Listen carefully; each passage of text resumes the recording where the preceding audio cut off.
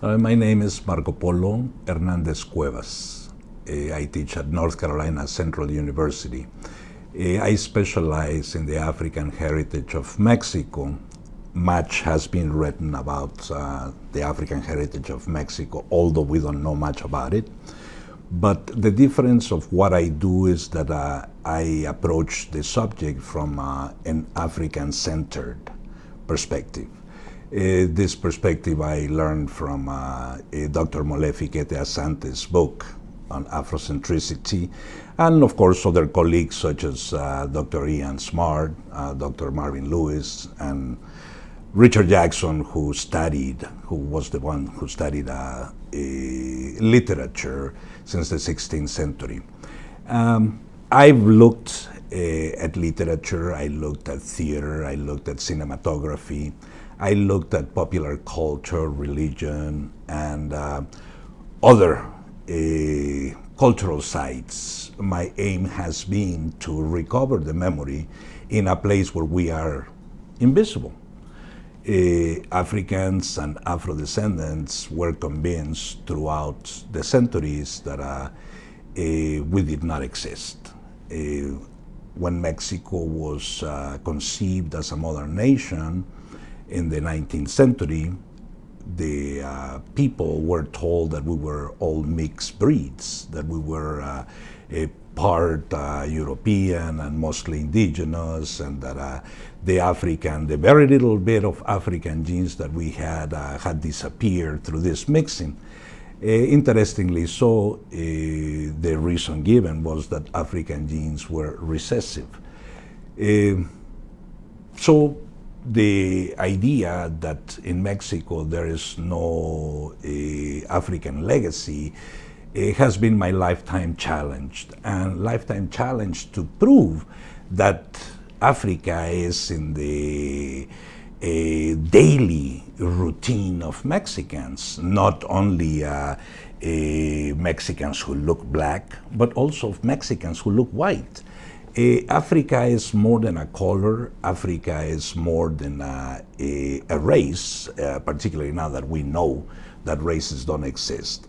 But the legacy that Africans, this is anywhere from 300,000 to 1 million Africans were brought to Mexico during the colonial period. And they did not come empty-handed. These folks were already mature, anywhere in between 15 and 22 years old. Those were the ages that the slavers preferred to capture young people. That was the age they preferred to capture these young people. And when they came to the Americas, they came already with a culture. And they brought along systems of belief, ways of dealing with the environment. They had a wealth of knowledge. So I've dedicated most of my time at uncovering things such as, for instance, the arrival of rice. This is one of the most interesting things, and I talk about rice now because I'm also into food, I'm a chef. And rice, we had thought that rice came from Asia. It was really easy to think that because there was contact in between Mexico and Asia through what the Europeans call the China Galleon, which in reality were various ships that arrived for 200 plus years to Acapulco from Manila. But the rice was not brought that route. Actually, in revising some papers of the Cortes, some of the first meetings, I found a sack of rice with 4 grains of wheat. Spaniards were not interested in the rice, they were interested in the wheat. But I became interested in the rice. I was looking at what the Europeans or everybody else don't look at. And sure enough, that rice was there for a reason, and it was there to feed all of those Africans who were erased from the picture. We're talking about the very first arrival of the Spaniards into the mainland from Cuba. They had sacks of rice because they had to feed the people, the Africans who were along with them. Now this rice was purchased in the west coast of Africa when the enslaved people were being purchased to feed them across the ocean. But rice is not the only thing that Africans brought to Mexico.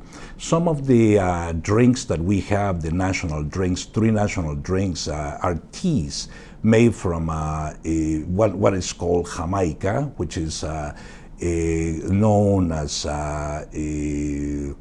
Bissap in West Africa, and the other one is tamarind, which is called as Ruja in West Africa, and of course the rice water that comes from the same rice that now I know it came from the Casamance area.